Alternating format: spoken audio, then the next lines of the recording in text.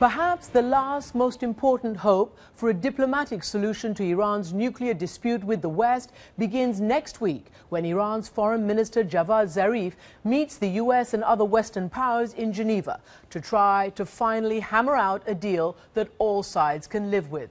And a positive sign for the diplomatic thaw underway, Tehran and London today announced that they're seeking to reopen their embassies after a 2-year rupture in relations. Tonight, a guardedly optimistic view from Iran. The powerful Speaker of Parliament, Ali Larijani, himself a former chief nuclear negotiator and very close to Iran's supreme leader, Ayatollah Khamenei, tells me that Iran is serious about proving that it is not after a nuclear weapon. My interview with him in a moment. The upcoming Geneva talks follow a flurry of diplomacy here in New York 2 weeks ago when Iran's new president addressed the United Nations and, in an interview with me, said that he'd been authorized to pursue these negotiations from the very top. For the benefit of both nations, I believe that both our priority and perhaps possibly the priority of the other side, the United States, is the nuclear issue. If the nuclear issue is settled conclusively, I believe that that will pave the way for numerous other issues that can be discussed. And then on the sidelines of the UN talks, the US and Iranian foreign ministers met for the first time. And a day later, as Rouhani was heading back to Iran, a historic phone call with President Barack Obama. It was the first direct talks between the two presidents in 34 years. And there was more positive news when Ayatollah Khamenei announced that he backs Mr. Rouhani's recent engagement. Though speaking at a military event on Saturday, the supreme leader did hint at some disapproval. We support the government's diplomatic movements and place importance on diplomatic efforts, and support what was in this last trip. Of course, in our opinion, some of what occurred in the New York trip was not proper. So tonight, I asked Speaker Larijani what the Supreme Leader was referring to.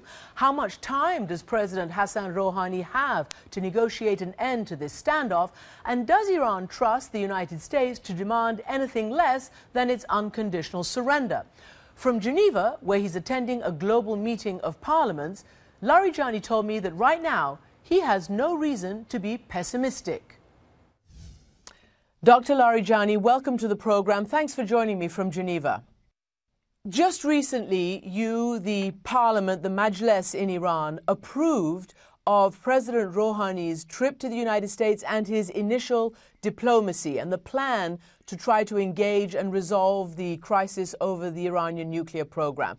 Just tell me, does the parliament approve? Are you sure all of the consensus in Iran backs this diplomacy?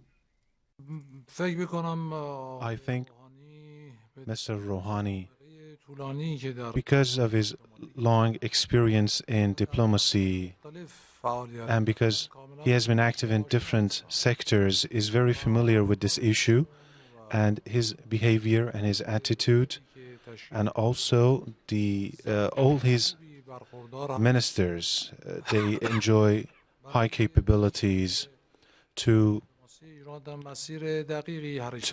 put Iranian diplomacy on the right track.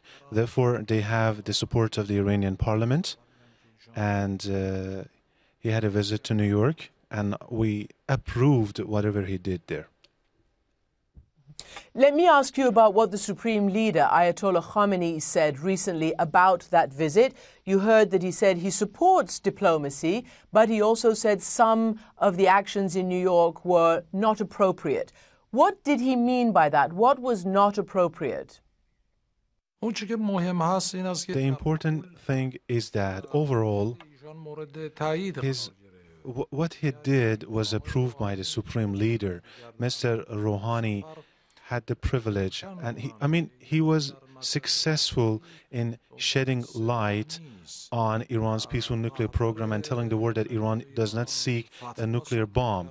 And he said that the Supreme Leader of Iran has issued a fatwa, a religious decree, that the weapons of mass destruction is religiously forbidden. He was also successful in telling the world about the approach of the Islamic Republic of Iran, the approach that Iran is opposed to extremism. We are a member of NPT, we are a member of IAEA, we have accepted NPT. Therefore, there is no reason to deprive the Iranian nation of this right. Mr. Rouhani also said that the important issues of the world can be resolved politically.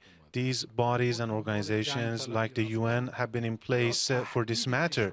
You know, threatening other countries is something wrong. Just if you can tell me, what is it that the Supreme Leader thought was not appropriate? Was it the conversation with President Obama? Maybe. I have not asked him. Maybe that was the point, that he said it was not appropriate. And what do you think, as Speaker of the Parliament, was that appropriate to have an initial conversation with President Obama?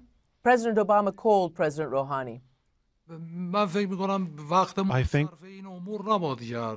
we should not waste our time on these matters. The important thing is that we need diplomacy, we need a political initiative to resolve matters. Iran is a country that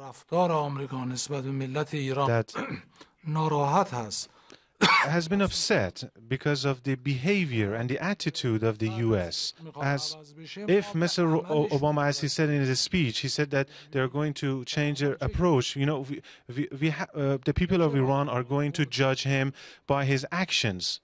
Let me ask you, Mr. Larijani, how long does Mr. Rouhani have for these negotiations? What sort of time frame are you looking at, is the President looking at, to complete these negotiations over the nuclear program?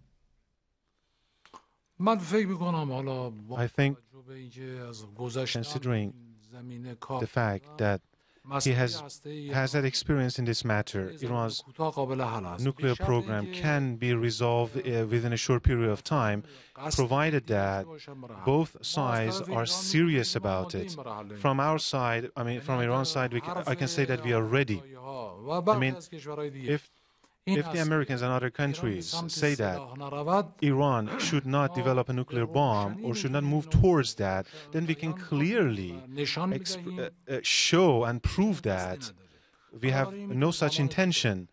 So it can be resolved in a very short period of time. But if they want to bargain with us, or if they have ulterior motives and they are following other objectives, or maybe they want to somehow convince Iran to abandon its nuclear program, then it is going to take a long time.